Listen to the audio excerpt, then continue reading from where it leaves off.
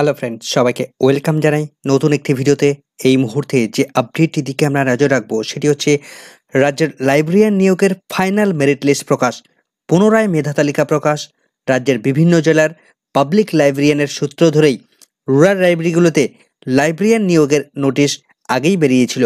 তার written examination complete হওয়ার পর কম্পিউটার টেস্ট হয়, সেখানে যারা পাস করে তাদের ইন্টারভিউ হয়, তার ফাইনাল মেরিট লিস্ট প্রকাশিত হলো।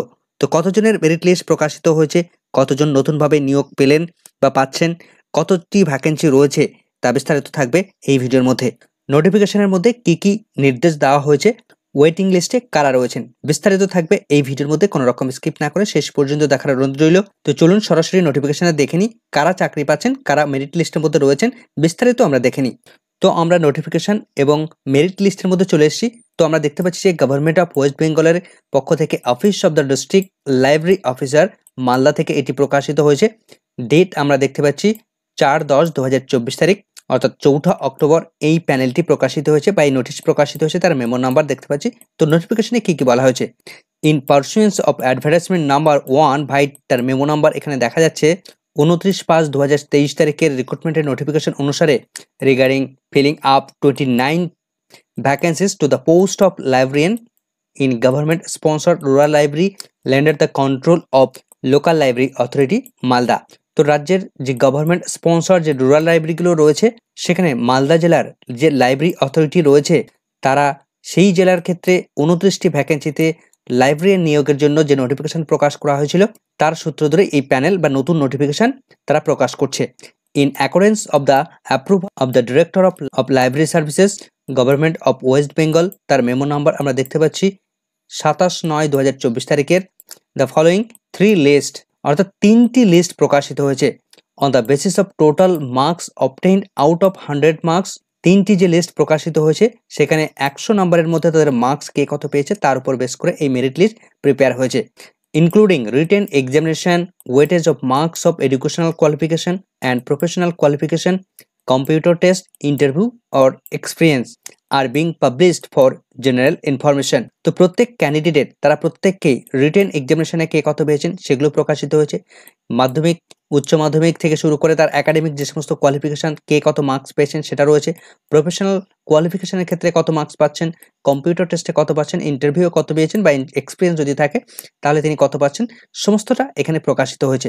তো 3টি যে লিস্ট প্রকাশিত হয়েছে তার লিস্টগুলো আমরা 1 নম্বর, 2 নম্বর, 3 নম্বর এভাবে দেখব। তো ফার্স্ট যে লিস্ট সেটা বলা হচ্ছে the first merit list. This list contains the name of 19 candidates who are provisionally selected for appointment to the post of librarian in government sponsored rural library under the control of local authority Malda.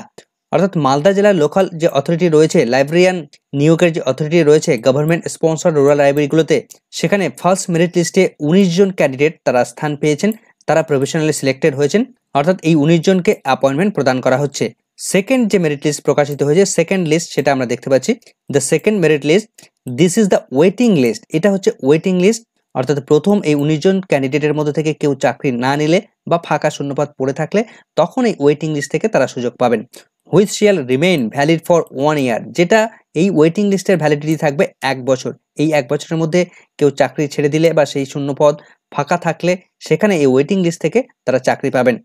From the date of its approval, accorded from the Director of Library Services, Government of West Bengal, or till appointment of the all selected candidates whichever is earlier. তো এই প্যানেলের validity 1 বছর থাকবে।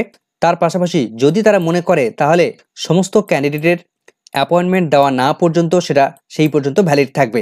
3 নম্বর যে list রয়েছে breakup of vacancy, অর্থাৎ কোথায় কটি ভ্যাকেন্সি রয়েছে তার সমস্ত ব্রেকআপ ভ্যাকেন্সিটা প্রকাশ করেছে মালদা জেলা। তো আমরা দেখে নেব ফার্স্ট লিস্টে কারা চাকরি পেলেন সেই মেরিট লিস্টটা সরাসরি দেখে নেব।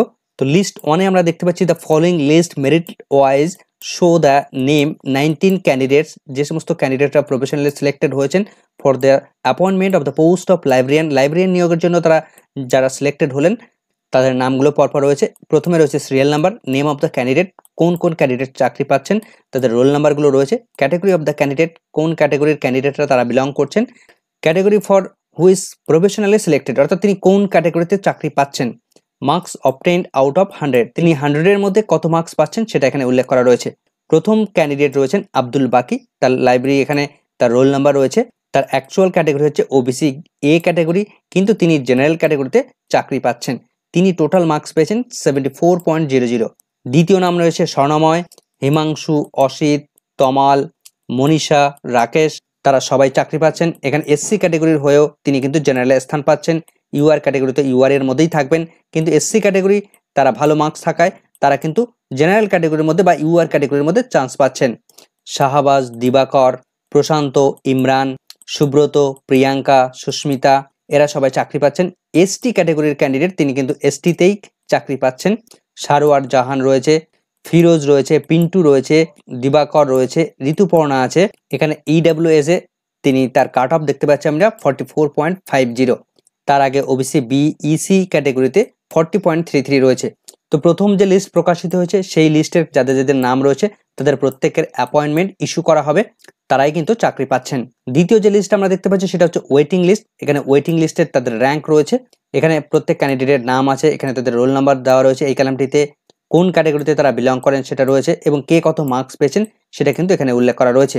তো নামগুলো আপনারা দেখে নিতে পারবেন, কে কোন ক্যাটাগরির ক্যান্ডিডেট রয়েছেন এবং তিনি কত পাচ্ছেন সেটা এখানে রয়েছে, এবং তার ওয়েটিং লিস্টের র্যাঙ্ক কত রয়েছে সেটা কিন্তু আপনি এখানে দেখতে পাবেন। এটা ইউআর ক্যাটাগরির ক্ষেত্রে দেখলাম আমরা। এবার আমরা তার নিচেই রয়েছে এসসি ক্যাটাগরির ক্যান্ডিডেট, 3টি ভ্যাকেন্সি রয়েছে এসসিতে, নামগুলো আপনারা দেখতে পাচ্ছেন এখানে। এসসি ইসি ক্যাটাগরির candidate no eligible candidate found, কোনো এলিজিবল ক্যান্ডিডেটকে তারা খুঁজে পাননি। এসটি ক্যাটাগরিতেও নো এলিজিবল ক্যান্ডিডেট ফাউন্ড, কোনো এলিজিবল ক্যান্ডিডেট খুঁজে পাননি ওয়েটিং লিস্টে রাখার মতো। ওবিসি এ ক্যাটাগরির ক্যান্ডিডেট দুজনকে রাখা হয়েছে ওয়েটিং লিস্টে, তাদের স্কোর দেখতে পাচ্ছি আমরা। ওবিসি এ ইসি ক্যাটাগরির জন্য কোনো ক্যান্ডিডেটকে তারা খুঁজে পায়নি ওয়েটিং লিস্টে রাখার মতো। ওবিসি বি ক্যাটাগরিতে একজনকে ওয়েটিং লিস্টে রাখা হয়েছে, তার একটাই র্যাঙ্ক। ওবিসি বি ইসি ক্যাটাগরিতে নো এলিজিবল ক্যান্ডিডেট ফাউন্ড, কোনো ক্যান্ডিডেটকে তারা খুঁজে পায়নি ওয়েটিং লিস্টে রাখার মতো। তো এখানে কিছু ক্যান্ডিডেটকে দুই জায়গায় রাখা হয়েছে, তার কারণ ওবিসি এ ক্যাটাগরির ক্যান্ডিডেট তার মার্কস ভালো থাকার কারণে তিনি ইউআর ক্যাটাগরিতে সিলেক্ট হয়েছেন, এমন কিছু ক্যান্ডিডেট থাকতে পারে। এসসি ইসি ক্যাটাগরিতে একটি ভ্যাকেন্সি রয়েছে, নো এলিজিবল ক্যান্ডিডেট ফাউন্ড, কোনো ক্যান্ডিডেটকে খুঁজে পাওয়া যায়নি।